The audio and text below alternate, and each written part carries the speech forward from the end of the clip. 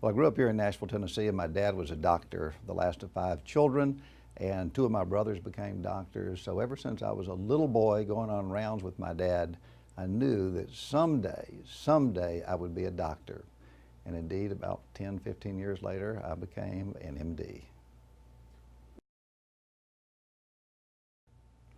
First job that I ever had was building swimming pools, and I remember during the summers going out spending about 2.5 months every day in the hot sun, watching the people around me working about 3 times harder than I, and I learned a lot in terms of hard work, diligence, and focusing on the job, and knew that it was something that I did not want to do long term.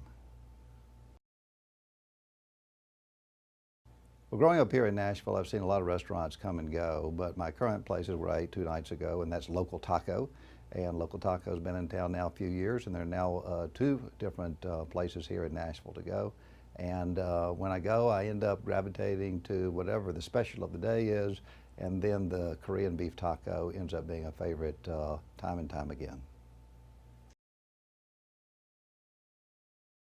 As I engage business professionals around the country, and I end up traveling a lot just because of my political experience and now in business, I encourage people to work with their employees to help them find their passions. And I think if you can align your interests with the employee's interest in their passion, ultimately you will be successful. You'll have a much happier employee and a much more productive employee.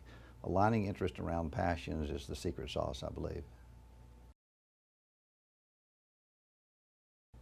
Well, I've had the chance of growing up in Nashville, and then lived in New Jersey for 4 years, and lived in Boston for about 12 years, lived on the West Coast for 2 years, and lived over in England for a year, lived in Washington, D.C. for 10 years.